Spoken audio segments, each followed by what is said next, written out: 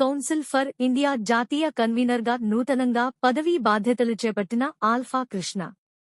ఈ సందర్భంగా ప్రజలకు మరియు స్త్రీలకు ఎటువంటి సమస్యలు ఎదురైనా, స్త్రీల పట్ల ఎవరైనా సరే అసభ్యకరంగా ప్రవర్తించిన, మాట్లాడిన వారిపై తక్షణమే మా యొక్క సంస్థ నుంచి తగు చర్యలు తీసుకుని శిక్షిస్తామని హామీ ఇచ్చారు. అంతేకాకుండా హ్యూమన్ రైట్స్ పేర్లు చెప్పి ఎటువంటి అసంకల్పిత చర్యలు చేపట్టిన, సంఘ విద్రోహ చర్యలు చేసిన వారిపై తగు చర్యలు తీసుకుంటామని తెలిపారు.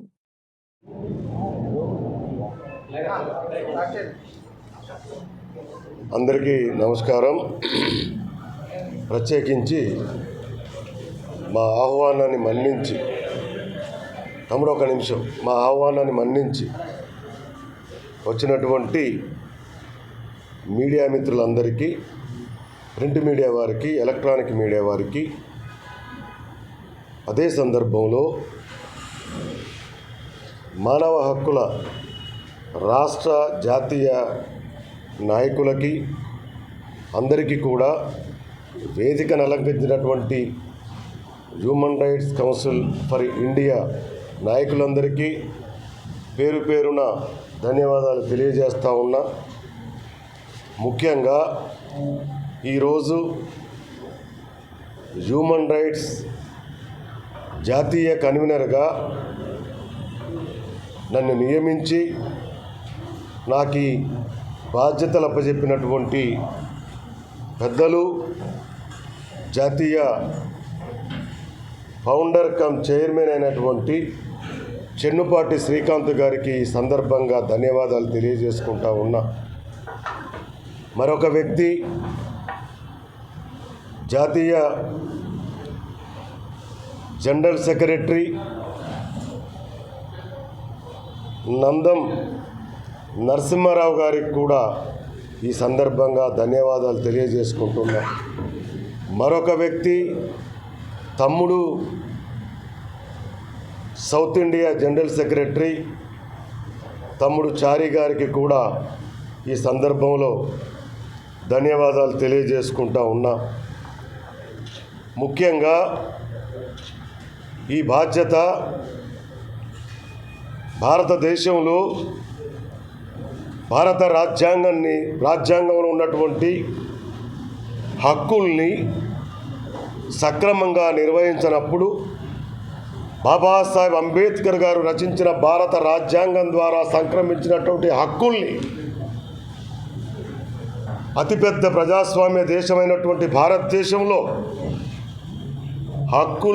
హక్కులు అనుభవించే వాళ్ళు చిక్కుల్లో పడేస్తున్న ఈ తరుణంలో భారతదేశ హక్కుల పరిరక్షణ కోసం పోరాటం సాగిస్తున్నటువంటి సంస్థే human rights council for India అని సందర్భంగా మీకు తెలియజేస్తూ ఉన్నా.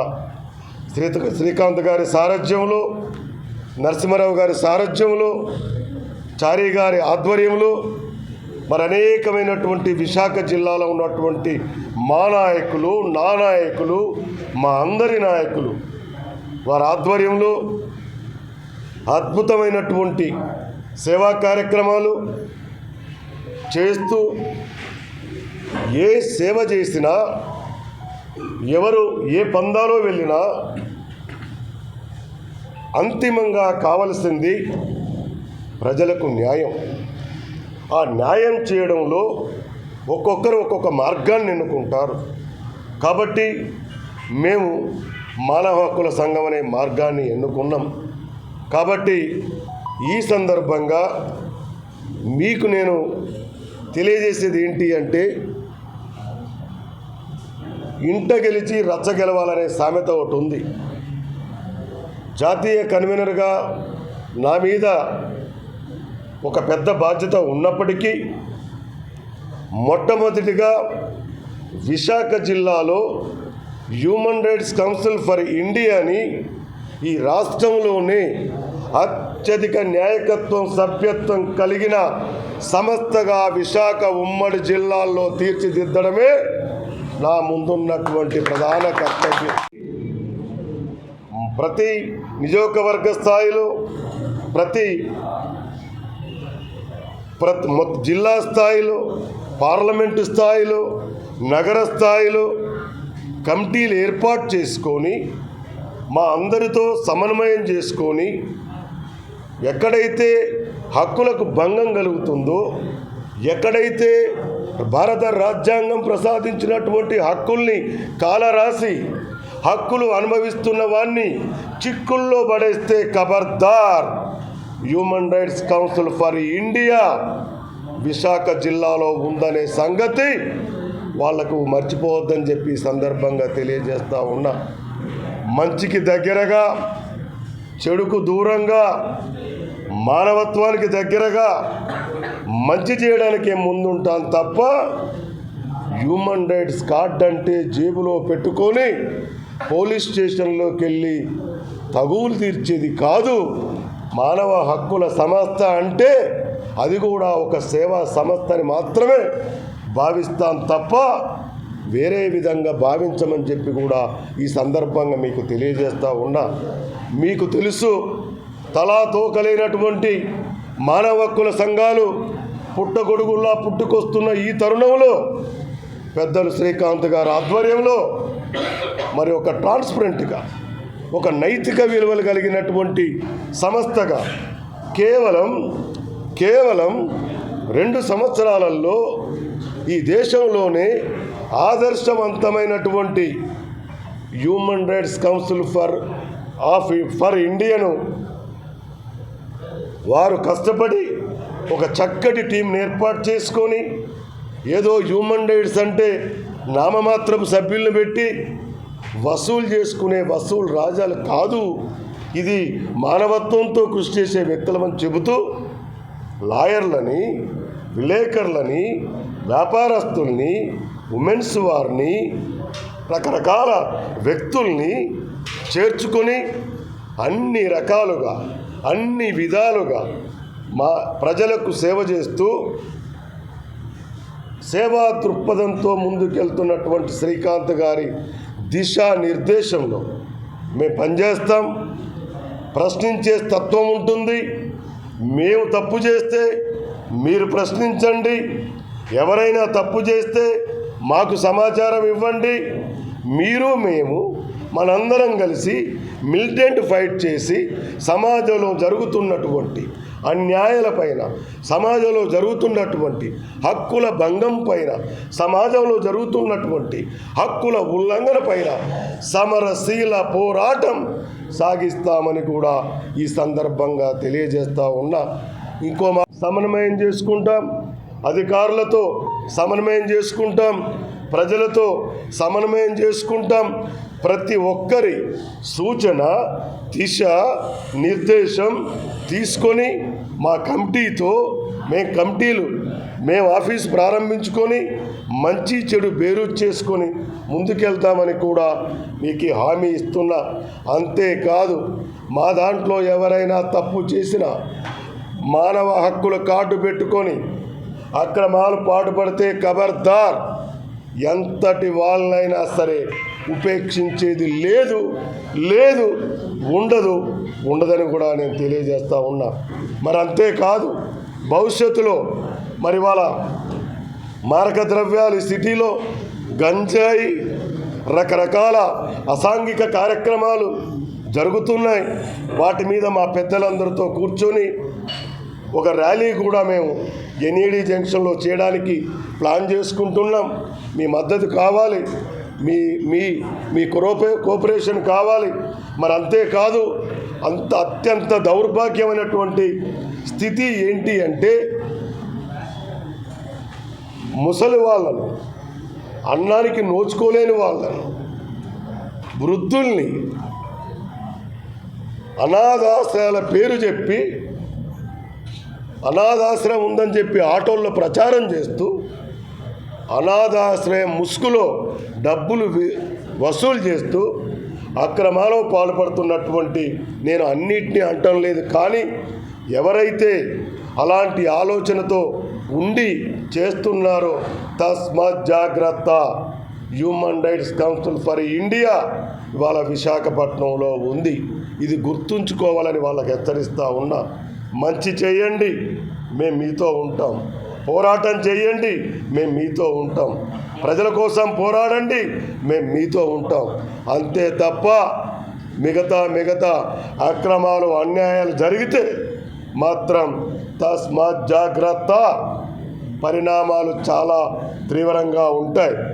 మాట్లాడితే మూసివేస్తాం, తిరిగితే తొక్కేస్తాం, అడిగితే అణిచివేస్తామనే ధోరణి ఈ భారత ప్రజాస్వామ్య దేశంలో, ప్రపంచంలో అతిపెద్ద ప్రజాస్వామ్య దేశమైనటువంటి ఈ ప్రజాస్వామ్య దేశంలో కరెక్టు కాదు అనేది నా భావన, మా భావన.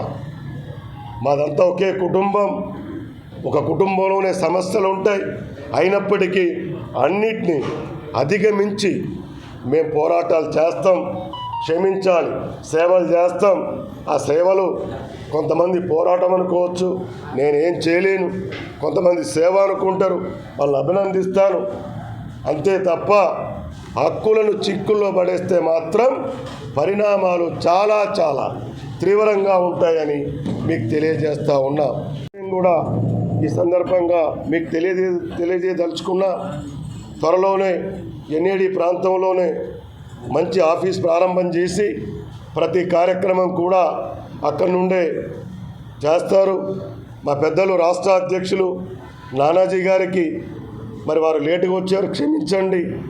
మేము వాస్తవంగా 10 అన్నాం, మరి ట్రాఫిక్ రకరకాల సమస్యలు ఉంటాయి కాబట్టి మీరు అన్యదా భావించుకోవద్దని కూడా అని చెబుతూ, మరి నానాజీ గారు ఉన్నారు అక్కడ, డయాస్ మీద చాలామంది ఉన్నారు, నా కుటుంబ సభ్యులు చాలామంది వచ్చారు. మీరు ఒక బలమైతే నా సంఘం నాకు ఒక అదనపు బలం. కాబట్టి ఇన్ని బలాలున్న కృష్ణ ఖచ్చితంగా రాష్ట్ర స్థాయిలో నానాజీ గారి సారథ్యంలో, సౌత్ ఇండియాలో చారీ గారి సారథ్యంలో, దేశం మొత్తం మీద శ్రీకాంత్ గారి సారథ్యంలో, ఇంకా దేశం మొత్తం మీద నందం నరసింహ గారి సారథ్యంలో వారి మాటను తూచా తప్పకుండా వారికి వన్నె తెచ్చేలాగా ఆల్ఫా కృష్ణ ఉంటాడని తెలియజేస్తూ, హామీ ఇస్తూ సెలవు తీసుకుంటున్నాను. మీడియా మిత్రులు కృష్ణ ఉండాలనేది నా ఉద్దేశం. యుద్ధం చేసేవాడు, మీరు చెప్పింది కరెక్ట్ రామ్ గారు, నేను దానికి ఆన్సర్ ఇవ్వబోతున్నా. మీరు అందరూ అడగొచ్చండి దాన్ని. మళ్ళీ అంటున్నాను, కరెక్టే. నేను హైదరాబాద్ బయలుదేరాలని అనుకుంటాను. నా గమ్యం ఏంటి? హైదరాబాద్. నేను వెళ్ళాలి హైదరాబాద్. ఫ్లైట్లో వెళ్ళొచ్చు, ట్రైన్లో వెళ్ళొచ్చు, బస్సులో వెళ్ళొచ్చు, కారులో వెళ్ళొచ్చు. నేను అల్టిమేట్గా ఎక్కడికి చేరుకోవాలి? నేను వెళ్ళే ఉద్దేశం హైదరాబాద్. ఆల్ఫా అనేది నా బ్రతుకు, ఆల్ఫా ఫౌండేషన్ అనేది ఆకలి గురించి తెలిసిన వ్యక్తిగా నా సేవ, రాజకీయం అనేది నా జీవితాశయం, నా డ్రీము, మానవ హక్కులు అనేది హక్కుల ఉల్లంఘన జరిగితే సేవ చేయడానికి ముందొస్తున్నాను తప్ప ఈ డయాస్ మీద ఇక్కడ మీతో మాట్లాడే కృష్ణ వెనక బ్యానర్ ఉంది, మా నాయకులు ఉన్నారు, ఇక్కడ మానవ హక్కుల నేతనే. ఎక్కడైనా నుండి 2019 వరకు ఎన్ఎఫ్హెచ్ఆర్సీ జాతీయ ప్రధాన కార్యదర్శిగా నేను హ్యూమన్ రైట్స్లో పనిచేశాను. హ్యూమన్ రైట్స్లో నేను ఇప్పుడు రావడం కొత్త కాదు, కానీ ఎన్ఎఫ్హెచ్ఆర్సీ ఫర్ ఇండియాలో మాత్రం నేను స్టూడెంటునే, నేను ఎల్కేజే. కానీ బాబాసాహెబ్ అంబేద్కర్ గారు రాసిన భారత రాజ్యాంగంలో ఉన్న ఆర్టికల్స్ని 1976 నుండి 2024 ఈ జూన్ 27వ తారీఖు వరకు మీతో మాట్లాడుతున్న తరుణంలో కూడా నా నాలుక మీద లిఖించుకున్నటువంటి వ్యక్తి ఆల్ఫా కృష్ణ. పోరాడితే పోయేదేముంది, బానిస సంఖ్యలు తప్ప. మీరు అన్నారు కదా, రేపు టీడీపీ నుండి థ్రెట్టింగ్ ఉంటుందేమో, మానవ హక్కులను ఒక అడ్డు పెట్టుకొని ఆల్ఫా కృష్ణ ఒక వ్యూహాన్ని పొందాడేమనేది కదా మీ ఆలోచన. మీరు చెప్పింది అంతే కదా. నేను మళ్ళీ చెప్తున్నాను, ఇవాళ చెప్పాల్సినటువంటి అవసరం ఉంది. జీనా హైతో మరణాసీకో నినాదంతో, కదం కదం పల్ లడనాసీకో అనే పదంతో కదం దొక్కిన ప్రగతిశీల ప్రజాస్వామ్య విద్యార్థి సంఘాల్ని, రాటుదేలిన రాజకీయ రంగాన్ని విద్యార్థి దశలోనే ఉర్రూతలూగించిన చరిత్ర ఆల్ఫా కృష్ణకుంది. నంబర్ 1. నంబర్ 2, ఇక్కడున్న పాత్రికేయ మిత్రులందరూ నా మిత్రులే. గత 20 సంవత్సరాల నుండి వారితో నాకు అనుబంధం ఉంది. ఆల్ఫా కృష్ణ అమాయకుడు, ఆల్ఫా కృష్ణ అధైర్యపడతాడు, ఆల్ఫా కృష్ణ ఎంత అమాయకుడో తెలుసు. వాళ్ళది ఉంటుందయ్యా రాజకీయం, రేపు ఇంకోరిది ఉంటుంది. కానీ భయం అనేది తెలియని బ్లడ్ నాదని ఒక డైలాగ్ ఉంది. ఆల్ఫా కృష్ణ కూడా అంతే. నేను ఒకటే నమ్ముతా, పుట్టినవాడు చావక తప్పదు. ఎప్పుడు ఎలా చనిపోతాం అనేది నా చేతుల్లో లేదు. నేను ఎలా బ్రతికాను అనేది ఫుట్పాత్ మీద పడుకున్నాను, గోనె సంచుల్లో దూరి పడుకున్నాను, హోటల్లో గ్లాసులు కడిగాను, ఎంగిలి ఇస్తారాకులు ఎత్తాను. అలాంటి జీవితం స్టూడెంట్ ఆర్గనైజేషన్లో రఫ్ అండ్ టఫ్ పొలిటికల్లో ఖమ్మం, వరంగల్, కరీంనగర్ జిల్లాలో ఉర్రూతలూగించిన చరిత్ర B S Krishna, Baigani Sadanandam alias alpha కృష్ణకుంది.